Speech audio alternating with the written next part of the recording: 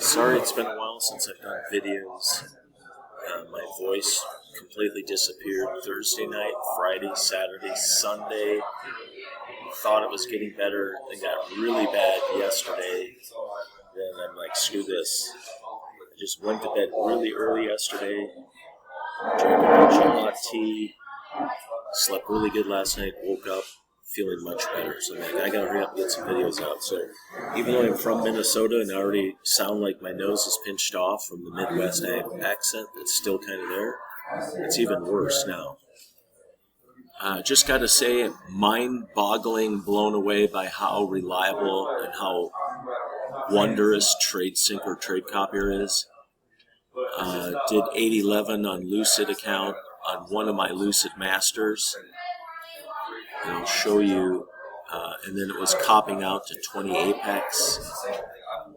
So just beautiful. Now, I do Apex Rhythmic, even though I love CQG feed. So a lot of traders are thinking, ooh, I'm going to copy out to Apex Tradeavate CQG. The problem with that is I don't want to trade for 3 months and then all of a sudden Tradeavate shuts down third-party copiers. Say, no, because they just did this big upgrade to Tradeavate, and my understanding is some of it is the ability to shut off anybody using that platform in any capacity with the third-party copier. That's not built into the NinjaTrader 8 platform. So for now, I'm sticking to good old NT8, running my automated Apex Rhythmic-based accounts, and Tradesyncr for the copier. Because Tradesyncr is talking, I don't even set up the connection on my on my NinjaTrader platform to Rhythmic. It's all done on Tradesyncr. It's a cloud-based, cloud server-based copier. And I have been just blown away by how strong it is, or how reliable it's been. I did a lot of testing before I've come out and said, hey, I've been playing with this thing for a while, and I'm like, wow, this is like by far the most reliable trade copying I've ever done in my life. So, gotta give them credit, and I'm sure they're only going to make it better in time.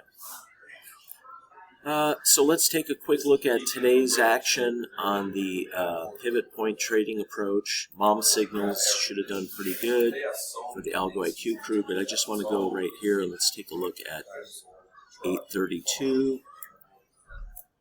So here was 832. So I knew we'd have some good reactivity out of the open. So here's the very first bar where I'd be eligible. We were already in a pretty big slap down from that area, so I didn't want to jump into a short, like, hey, get me short right out of the open.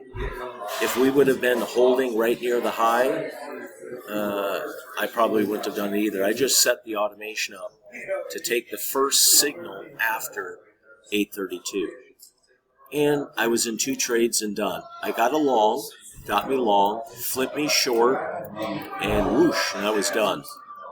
So we had a little bit of kickback after 832, and then flipped. So yeah, I had a little bit of loss, and then down she goes, and ended the day at 811. And then I was trade copying out to Apex accounts. Now I did a little bit of trading in some of the Apex accounts, testing connections and stuff in the overnight, so some of the balances. The base balance that was connected when I did the 811 was the 1200.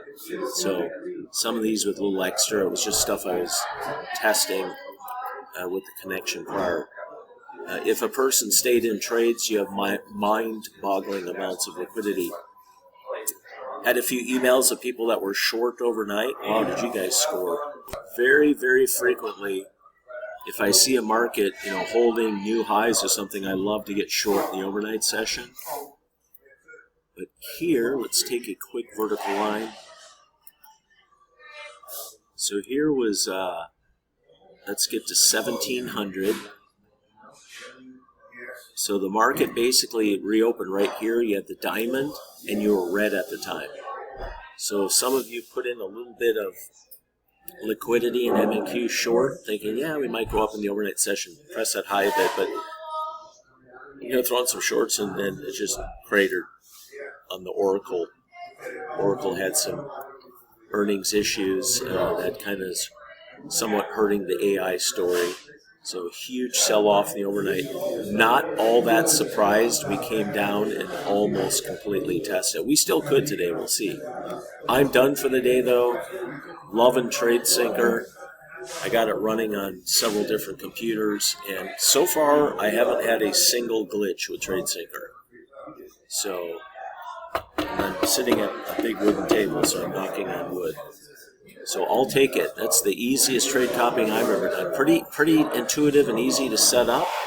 And I like the fact that I just have one connection to my NT8. I just have for this particular on this new Asus Gamer laptop I'm on. I'm running CQG feed. On some of my other boxes, I run DTNIQ feed into NT8. Create the signal, and then I can copy out those signals to my various accounts. So there you have it. Good morning, and really liking this Tradesyncr. Got to give them credit. They did a great job. And let me just pull up their website real quick. So there you go, Tradesyncr.com. So go check it out. I've been pleased. I'm sure they had some growing pains in the beginning.